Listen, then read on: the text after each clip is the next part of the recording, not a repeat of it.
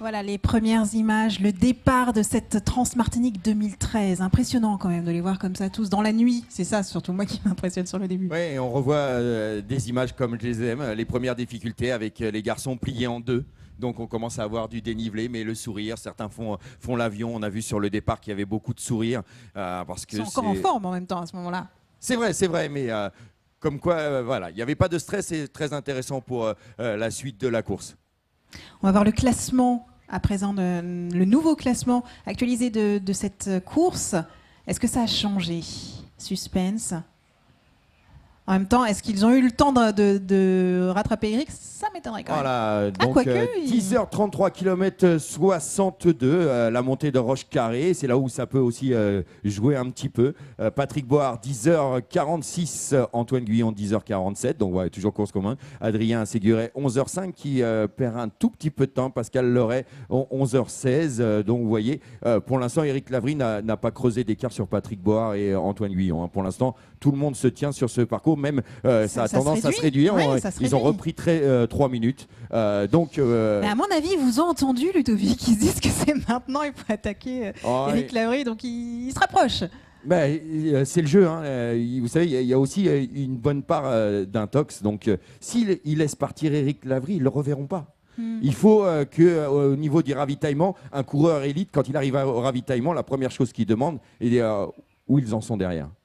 Voilà, aux proches, et pour savoir un petit peu. Donc là, ça va faire réfléchir. Ils en sont devant peut-être pour ceux qui suivent, non? Exactement. Pour évaluer peut-être. Ça sera la même chose de l'autre côté. Mais là, ça va être peut-être un tout petit coup au moral pour Eric Lavry qui se dit « Oh là, j'ai perdu 3 minutes. Les garçons sont en train de revenir sur moi. » Un coup moral ou peut-être une motivation aussi, puisque c'est peut-être s'il est tout seul comme ça à filer, il a peut-être envie d'un peu de challenge aussi pour lui. On n'est pas dans son dans sa tête et dans son corps. Bah oui, donc évidemment. forcément, oui, s'il se sent bien, il va gérer et se dire bon bah ça va, 13 minutes, je sais où je vais attaquer, je pourrais en reprendre. Si déjà ça va pas trop bien, parce qu'il y a des passages, hein, chaque personne a des passages difficiles et c'est jamais au même moment.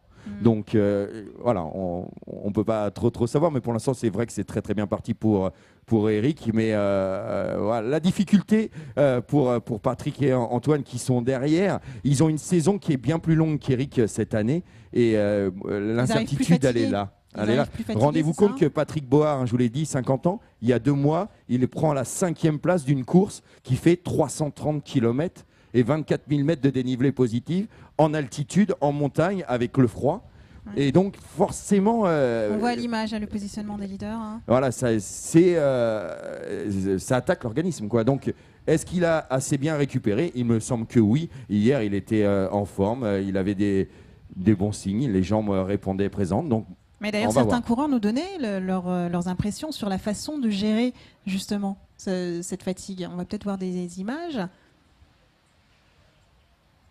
Ouais, ils ont tous ils ont leur façon à eux, chacun. Ouais. La première chose déjà, de toute façon, c'est toujours ne pas se mettre dans le rouge, gérer, aller au train, rester dans ses rythmes. Ne pas se mettre dans le rouge, c'est-à-dire C'est-à-dire ne pas courir. Si on doit, il y a des portions où on doit être à 6, 7, 8 km/h, ne pas courir à 10, 11, 12 parce qu'on s'entame forcément. Donc il faut rester dans des rythmes qui leur sont propres. On les voit tous là, en ce moment-là, au départ, avec le sourire. Mais en tout cas, ce que je peux dire aux téléspectateurs... Qui visualisent certainement l'effort qu'ils vont avoir à fournir. Et à tout le monde, c'est que ça nous réserve encore une très belle course jusqu'à ce soir, jusqu'à demain pour les autres. Rien n'est joué. Regardez, vous voyez Antoine, hein, facile, là sur le départ, voilà, ça part. Le beau départ. Avec on a pu apercevoir Weedy Grégo. C'est impressionnant notre quand même. Hein.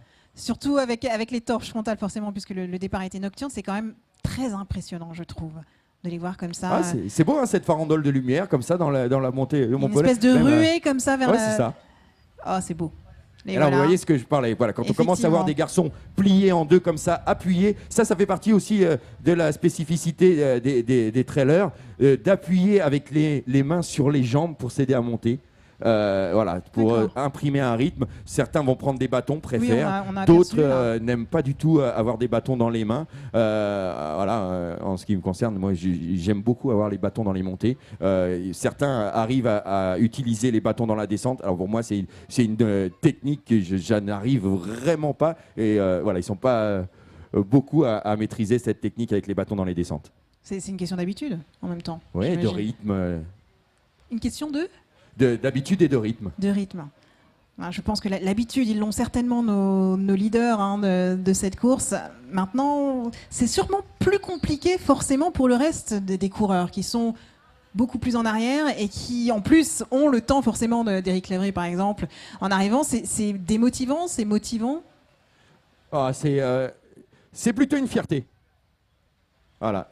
C'est plutôt une fierté pour les coureurs de courir avec des garçons dans l'élite. Imaginez-vous que c'est ce qui fait la particularité de ces trails et de ces ultra-trails, c'est qu'on court avec du très très haut niveau. Imaginez qu'on ait la possibilité de courir sur un championnat du monde avec Marc Raquil au départ sur une piste de 400. Et bien là, c'est exactement la même chose.